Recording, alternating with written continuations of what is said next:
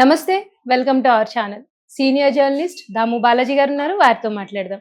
Sir నమస్తే sir. నమస్తే. Sir China వణికిస్తున్న హెచ్ఎంపీవీ వైరస్ ఆల్రెడీ ఇండియాలోకి ఎంట్రీ అయిందనేది తెలుసు. అంటే చాలా నగరాల్లో వచ్చింది సార్. బెంగళూరు ఇలాంటి చోట్ల వచ్చింది. అలాగే ఇప్పుడు హైదరాబాద్ లో కూడా 11 కేసులు నమోదయ్యాయి అనే న్యూస్ వచ్చింది సార్. ఇది ఎంతవరకు నిజం?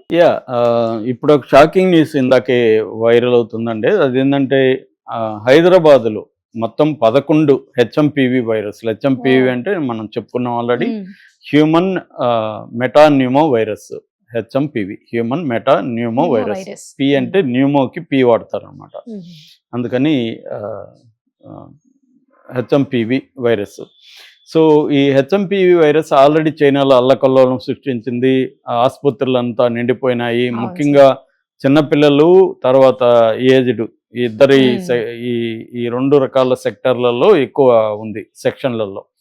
సో అది ఇండియాలో లేదనుకుంటున్నారు. కానీ బెంగళూరులో 2 కేసులు, అది కూడా చిన్నపిల్లలకి, 8 ఏళ్ల పాపకి 3 నెలల పాపకి, ఇద్దరికి కూడా హెచ్ఎంపీవీ తేలిందనేది చెప్పారు. అట్లాగే ఈ గుజరాత్లో కూడా కేసులు వచ్చాయనేది, ఇది ఎవరో చెప్పింది కాదు, సాక్షాత్తు ICMR, Indian council of medical research, వాళ్ళే డిక్లేర్ చేశారు. దాంతో ఒక్కసారిగా మొన్న మొత్తం మార్కెట్ అంతా కూడా, స్టాక్ మార్కెట్ కుప్పగూలింది. 12 లక్షల డబ్బులు ఆవిరైపోయింది.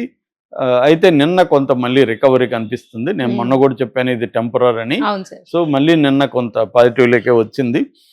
ఏదేమైనా ఇప్పుడు ఇంకొన్ని రాష్ట్రాల్లో కూడా హెచ్ఎంపీవీ కేసులు బయటకు వచ్చాయి. ఒకటేమో తమిళనాడు, మహారాష్ట్ర, దాంతోపాటు హైదరాబాద్లో ఒక రిపోర్టు, ఇది ఎంత నిజమా లేదనేది నేను అయితే వాళ్ళ ల్యాబ్కి నేను ఫోన్ చేసి అడగలేదు. కానీ ఫోన్ చేసి వాళ్ళ కన్సల్ట్ చేసిన ఒక మీడియా రాసింది ఏంటంటే, మనీ మైక్రోబయాలజీ ల్యాబ్ అనే ఒక ల్యాబ్ 258 మందిని డిసెంబర్లో టెస్ట్ చేసింది.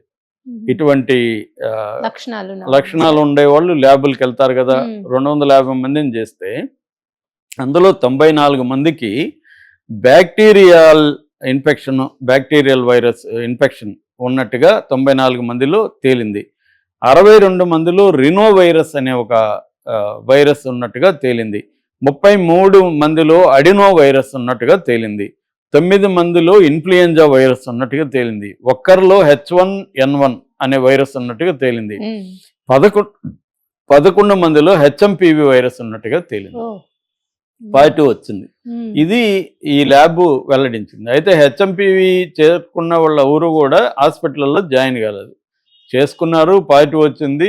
డాక్టర్ల దగ్గరికి వెళ్తే ఈ మందులు వాడండి, ఐసోలేట్ అవ్వండి, మాస్కులు వేసుకోండి చెప్పారు, వెళ్ళిపోయారు.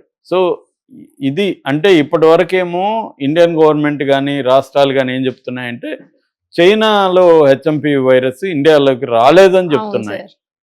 కానీ ఇప్పుడు గవర్నమెంటే ఏజెన్సీలో ప్రకటించాయి. రెండోది అన్ని స్టేట్ గవర్నమెంట్లు కూడా అప్రమత్తమయ్యే, ఆరోగ్య శాఖ మంత్రులు అప్రమత్తమయ్యారు. హాస్పిటల్లో బెడ్లు అని, మెడిసిన్ కానీ ఇవన్నీ స్టోర్ చేసుకోవడం మొదలుపెట్టారు. ప్రజలకు కూడా పిలిపిస్తున్నారు, జాగ్రత్తలుగా ఉండండి, గుంపులుగా వెళ్ళకండి. ఎందుకంటే ఇప్పుడు ఇక్కడ ఫెస్టివల్ సీజన్, ఇది పైగా సంక్రాంతి రాబోతుంది. సో సంక్రాంతి అంటేనే గుంపులుగా మనుషులు వెళ్తారు. ఇక్కడ మనకైతే కోళ్ల పందాలు కావచ్చు, అవన్నీ జరుగుతుంటాయి. వందల వేల మంది గుమికూడే పరిస్థితి ఉంటుంది. కాబట్టి కొంత జాగ్రత్తలు తీసుకోండి హెచ్ఎంపీవీ వైరస్ సంబంధించి అనేది చెబుతున్నారు. సో అయితే ఇక్కడ ఏంటంటే 2 రకాలు ఉన్నాయండి. ఎప్పుడైనా అసలు ఎందుకు ఇంత భయం మనుషుల్లో ఉంది అంటే, తెలియనప్పుడు భయం ఉండదు, పూర్తిగా తెలిస్తే కూడా భయం ఉండదు. తెలిసి తెలియకుండా అంటే, కరోనా టైంలో కూడా ఇలాగే చెప్పాయి, మా కొంప ముంచారు కదరా అని చైనా వీళ్ళ మీద ఎవరికి నమ్మకం లేదండి. చైనా నిజం చెప్పినా అబద్ధం చెప్పినా నమ్మే పరిస్థితి ఎవరి దగ్గర లేదు. ఎందుకంటే గతంలో కూడా అప్పుడే ముందుగానే చైనా వాళ్ళు కానీ హెచ్చరించుంటే ఈ స్థాయి ప్రమాదం, ఈ స్థాయి వినాశనం జరుగుండే కాదనేది చాలా మంది చెప్తున్నది. చైనా ఆ విషయంలో తప్పు చేసింది. చైనాలో కరోనా రాగానే కానీ హెచ్చరించునుంటే ఇంత ప్రమాదం జరిగేది కాదు. చైనా గమ్మన్ సైలెంట్గా ఉండి మొత్తం వ్యాప్తికి కారణమైంది చైనానే అనేది చాలామంది అభిప్రాయం. అందువల్ల ఏమైందంటే, ఇప్పుడు చైనాలో ఏమి వచ్చినా కూడా ఇక్కడ మన గుండెల్లో భయం అనేది స్టార్ట్ అవుతుంది. సో ఈ భయం వల్ల కూడా మనకి ఇంకా ఎక్కువ వచ్చే అవకాశం ఉంది. మామూలు జలుబు వచ్చినా మనకి హెచ్ఎంపీవీ ఏమో అని పోయి టెస్ట్ చేసుకుంటారు. చాలాసార్లు ఏంటంటే ఫాల్స్ పాజిటివ్ కూడా ఉంటుంది టెస్ట్లలో. వాళ్ళ పాజిటివ్ అంతా నిజమని కూడా చెప్పలేం. చాలా ల్యాబుల్లో కూడా కొన్ని రకాల మిస్టేక్లు జరగచ్చు, కావాలని కూడా చేయొచ్చు. ఎందుకంటే 2 సార్లు చేసుకోమంటారు కదా, ఫస్ట్ టైమే నెగిటివ్ వస్తే మళ్ళీ చేసుకోడు వీడు.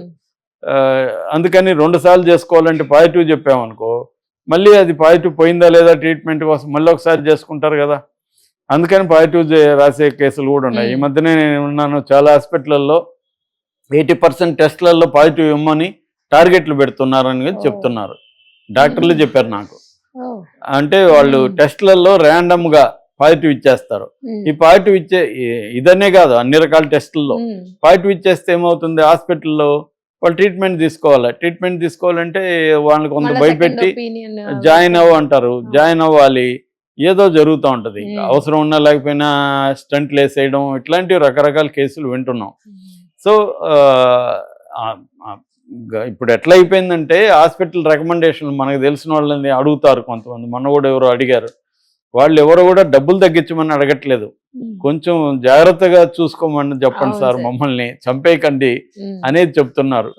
అదే అడుగుతున్నారు రికమెండేషన్. ఎవరు కూడా డబ్బులు తగ్గించమనో ఇంకోటి అడగట్లేదు, కొంచెం కేర్ తీసుకోమనండి, నెగ్లిజెన్స్ వద్దు, మాకు భయంగా ఉంది అన్న ఇది కనిపిస్తుంది.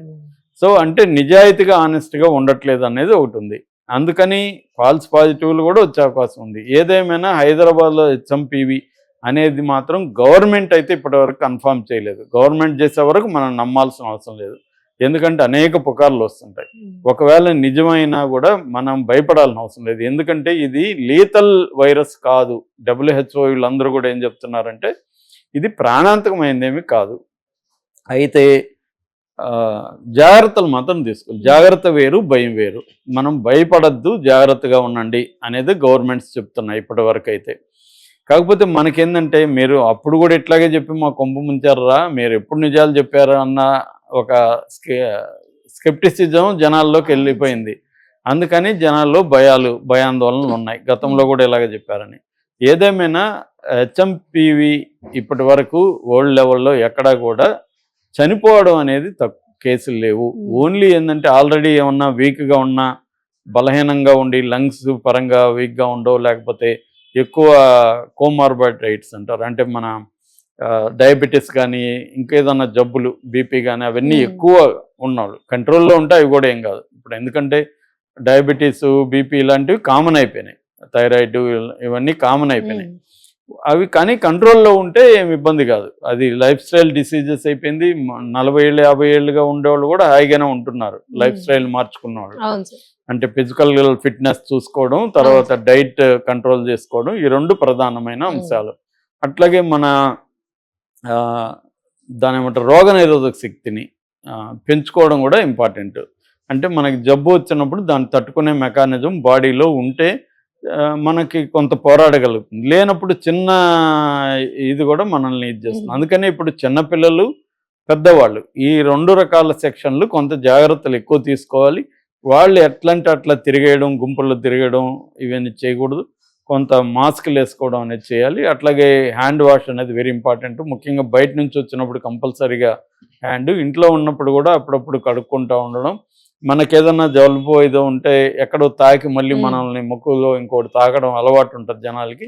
కాబట్టి అలాంటివి తాకే ముందు చేతులు కడుక్కోవడం ఇంపార్టెంట్, శుభ్రంగా ఉండడం ఇంపార్టెంట్. కాయగూరలు అవి తెచ్చుకున్నప్పుడు వాటిని క్లీన్ చేసుకొని చేయడం, వీలైనంత ఉడకబెట్టినవి తినడం, ఇట్లాంటి జాగ్రత్తలు తీసుకోవాల్సిన అవసరం. మనకి అందరికీ కరోనా వచ్చి ఉంటుంది, లేకపోతే మనకి పక్కన వాడికో ఇంట్లో వాళ్ళకో వచ్చి ఉంటుంది కాబట్టి తెలుసు మనకి ఆల్రెడీ.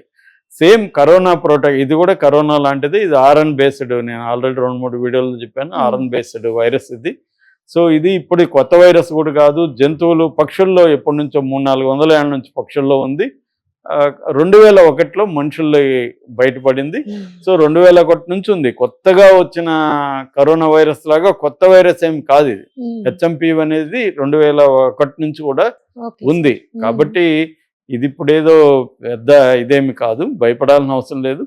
అనేక ఇందాక నేను చాలా వైరస్లు చెప్పాను కదా వీళ్ళ టెస్టుల్లో, అలాంటిదే ఇది కూడా ఒక వైరస్. కాబట్టి దాని గురించి ఏం భయపడాల్సిన అవసరం లేదు.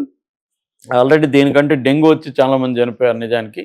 సో ఏదేమైనా ఏంటంటే జబ్బు అనేది ఎప్పుడు నువ్వు ముందుగా ఐడెంటిఫై చేసినాక దాని జాగ్రత్తలు తీసుకోవడం అవసరం. సో దీనికైతే మందు లేదు, మెడికల్గా దీనికి ఏమి యాంటీవైరల్ డ్రగ్ అనేది లేదు. కరోనాకు కూడా యాంటీవైరల్ లేదు కదా.